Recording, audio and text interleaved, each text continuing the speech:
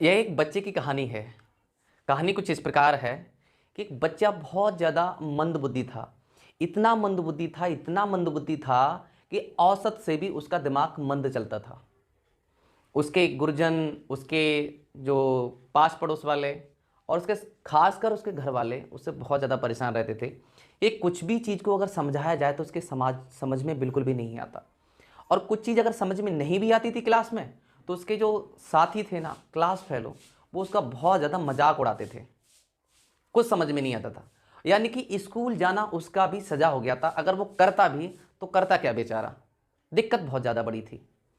तो एक दिन स्कूल तो नहीं गया था, तो घूमते घूमते घूमते घूमते घूमता रहा बाहर, और उसकी नज़र एक कुएं पे पड़ी और उसको बहुत तेज़ी से प्यास भी लगी हुई थी।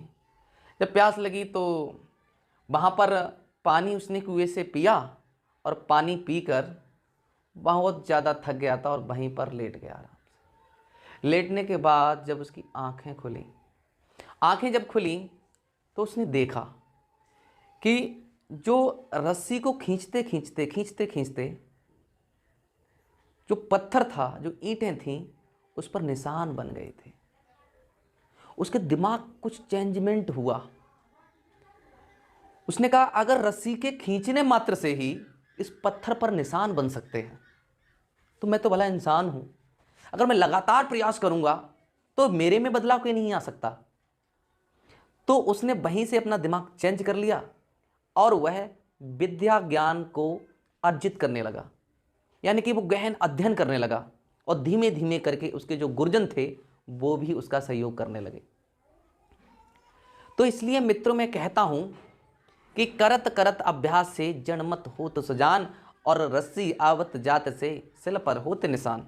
और जब सिल पर निशान हो सकते हैं, वो तो पत्थर का है, लेकिन आपका दिमाग पत्थर का नहीं है। आपका दिमाग मांसपेशियों का है, ये हड्डियों का है। ये भगवान के द्वारा बनाई गई एक सृष्टि की रचना है। इसका आप सदुपयोग करेंगे तो आप यकीनन रूप से सफल हो पाएंगे। क्योंकि सफलता जो है ना, वो कठिन मेहनत, कठिन परिश्रम, लगन, जुनून चाहती है। आपको समर्पण करना होता है, क्योंकि जब आप आत्मसमर्पण की भावना अपने लक्ष्य के प्रति जागृत कर देते हैं तो मैं यकीन मानता हूं कि आपको वो चीज़ हर हालत में मिलती है। तो बस आज की ये कहानी यहीं पर ख़त्म होती है। मिलते हैं आपको अगली कहानी में एक नए जुनून और उमंग के साथ। तब तक के लिए विदा दीजिए। जय हिंद, वंदे मातरम।